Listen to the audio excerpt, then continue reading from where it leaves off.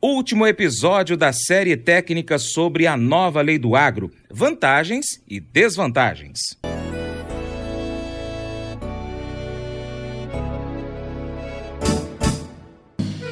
Acordo de manhã para prosear no mundo do campo, as notícias escutar. Vem com a gente em toda a região com o seu programa Paracatu Rural. Tem notícias, informação e o mais importante, sua participação. Programa Paracatu Rural. Programa Paracatu Rural.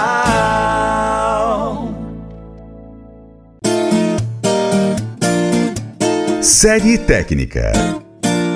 Visando facilitar o acesso a financiamento e aprimorar o crédito rural, a medida provisória 897/19, MP do Agro, foi convertida em lei no dia 7 de abril de 2020, com a publicação da Lei 13.986/20. A expectativa é que as inovações trazidas pela lei representem uma transformação no cenário rural, estimulem avanços, atraiam investimentos, inclusive estrangeiros, e modernizem o segmento. Alguns setores, no entanto, eles fazem críticas ao texto, inclusive por sua amplitude. Agora nós vamos dar continuidade à prosa sobre esse assunto com a advogada Janaíne Simão, especialista em direito agrário, que fala dos títulos do agronegócio definidos pela lei. Os títulos do agronegócio são aqueles que são regidos pelo Decreto 67 de 67, que é a cédula de crédito hipotecária, cédula de crédito pignoratícia, cédula de crédito hipotecária e pignoratícia, nota de crédito. Existem vários previstos nesse decreto. E esse decreto ele também regulamenta a forma de juros, taxa de multa em caso de inadimplemento, que foram alterados com a nova lei. O que foi alterado? Ele desburocratizou a forma de registro desses títulos, proibindo que o oficial exija documentos além do decreto, além daqueles previstos no artigo 14 do decreto 67 de 67. Porque o que é muito comum? O procedimento cartorário é muito burocrático e varia às vezes de cartório para cartório. Quem tem esse hábito, né, de acompanhar esses registros, verifica que cada cartório tem observando a lei, é claro, mas cada um tem um modo de interpretar que burocratiza muito o processo de registro.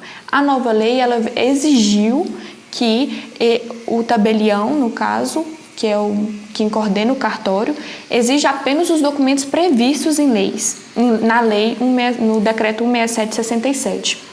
E a nova lei também reduziu a taxa de multa por inadimplemento de 10% para 2%.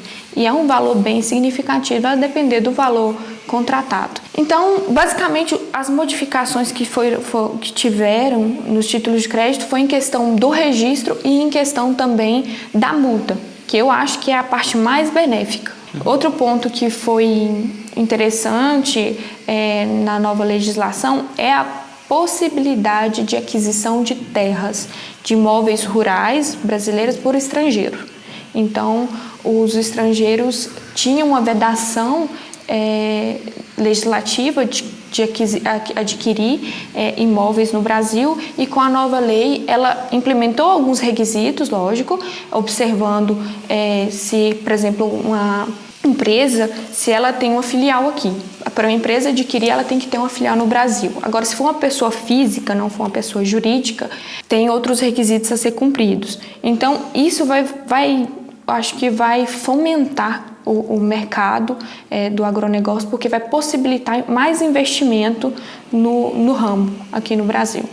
Já é bom o setor no país, então com investimento estrangeiro melhora mais ainda. Isso. Nós somos responsáveis por 21,5%, salvo engano, do PIB brasileiro. Então, é um ramo da nossa economia que gira e, vamos dizer assim, é o que mais se desenvolve e vem se desenvolvendo nos últimos anos, né? E que, diga-se de passagem, está enfrentando muito bem essa pandemia, apesar de alguns pequenos setores do agronegócio estar sendo afetado diretamente ou até indiretamente, mas no frigir dos ovos, no contexto global do agronegócio, está passando muito bem. Sim, o agro está respondendo muito bem à situação, né, da pandemia, da quarentena, até porque também é muito difícil exigir um isolamento, uma paralisação, um home office de um produtor rural, né? O produtor rural, ele trabalha respeitando o tempo, existe um cronograma certo de plantio, um cronograma certo para colheita, e tem que ser respeitado isso.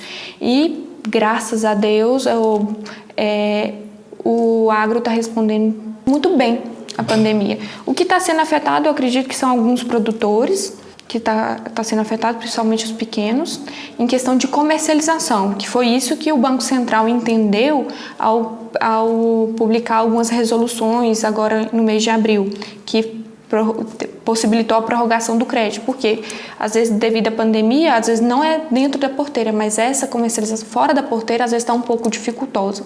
Então, a lei implementou a emissão dos títulos de crédito do agro em forma escritural com assinatura eletrônica.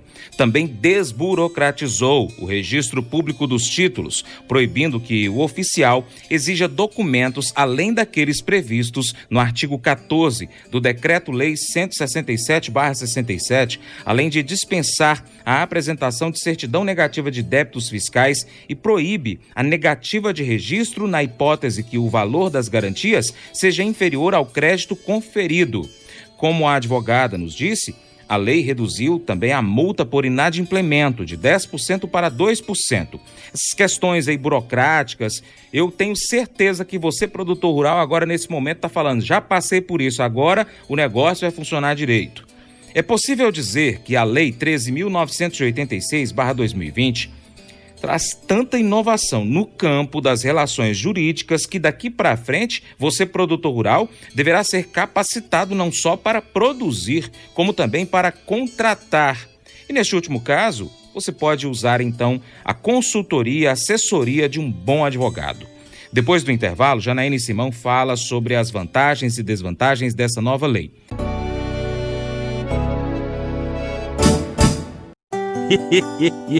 Mas eu vou dizer uma coisa pra você, viu? Se quiser colocar propaganda sua aqui nesse programa, eu vou dizer um negócio, você vai ter um resultado bom demais, senhor. Isso mesmo, é facinho, senhor. Você pode entrar em contato com os meninos ligando no telefone deles, é o 38, é o 991810123, bem facinho. É muito bom porque aí a sua empresa vai sair dentro de um programa que é ligado aí ao homem para a mulher do campo. É bom ou não é, só?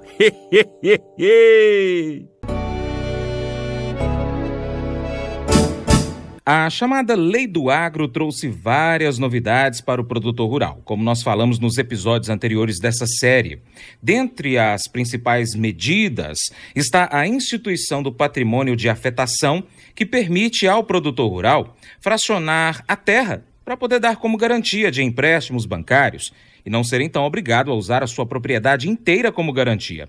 Também permite o uso de fundos garantidores solidários, o chamado FGS, para a concessão de garantias à rede bancária nas operações de crédito de produtores rurais, incluindo aqueles para a consolidação das dívidas. Bem, além, é claro, de facilitar a emissão de títulos do agronegócio e permissão para instituições financeiras privadas também operarem o crédito rural com equalização de juros.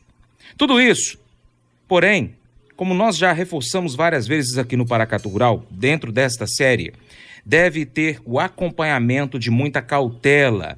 Você deve analisar os riscos juntamente com um advogado, com um contador de sua confiança.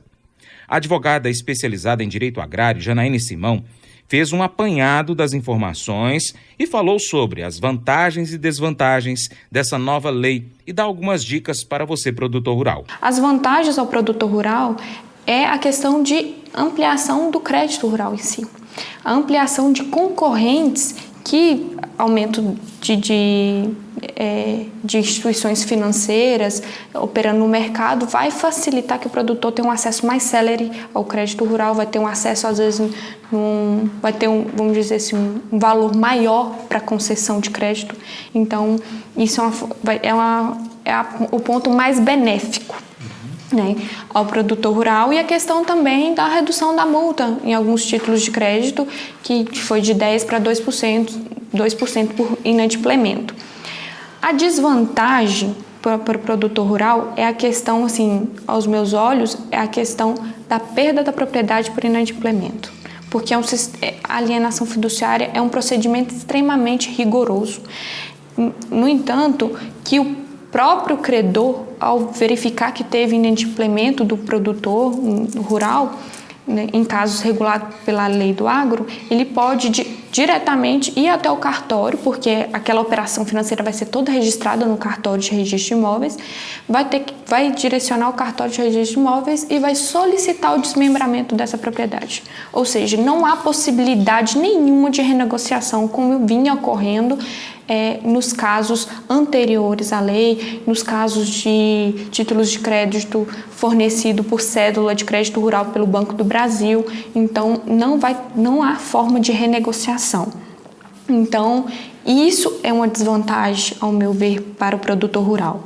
Então, o meu conselho é: o produtor rural vai adquirir algum crédito rural observando a lei do agro, faça uma previsão de riscos, é muito comum hoje em dia no agro, no agronegócio, alguns advogados trabalham muito, produtor e advogado trabalhando em conjunto, fazer um mapeamento de riscos da atividade.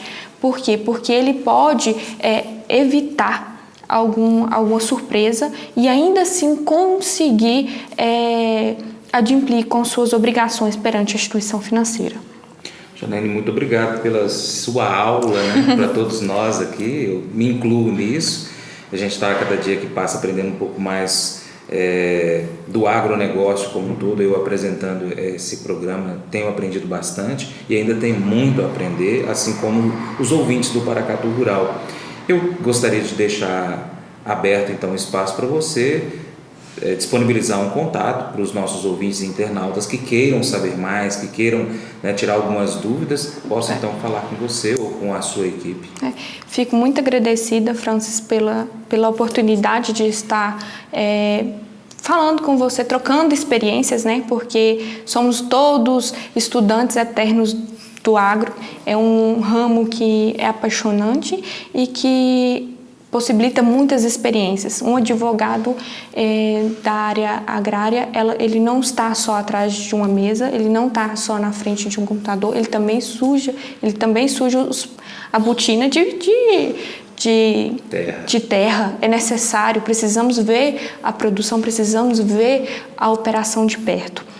Então, eu acho que é uma equipe, né? Eu como advogada, você como jornalista e o produtor rural, né, como, vamos dizer, produtor rural, o ator principal, né? Nós somos, né, somos considerados celeiro do mundo, de certa forma. Então, eu acho que todo mundo tem que trabalhar de forma conjunta. Tem o Instagram, né, que eu publico dicas diárias sobre operações do agro, tanto contratos agrários como comercialização, que é o Janaíne Simão 1. Se procurar Janaíne Simão, já vão encontrar no Instagram. Tem meu e-mail também, que é janainesimão, adv@gmail.com. Atuo aqui em Paracatu, em Unai, São Paulo e no sul de Minas. Estamos aí ampliando a nossa forma de atuação. Estou à disposição para solucionar qualquer dúvida. Qualquer pessoa que tiver dúvida a respeito do conteúdo ministrado, estou aberta para suprir qualquer dúvida que tiver ficado. Tá, ok? Obrigado. Muito obrigada, eu que te agradeço. E para continuar recebendo as informações do agronegócio, inscreva-se em nosso canal. Também clique no sininho e compartilhe este vídeo com seus amigos para nos ajudar a trazer muito mais informações para você. Muito obrigado. Programa Paracatu Rural. Programa Paracatu Rural.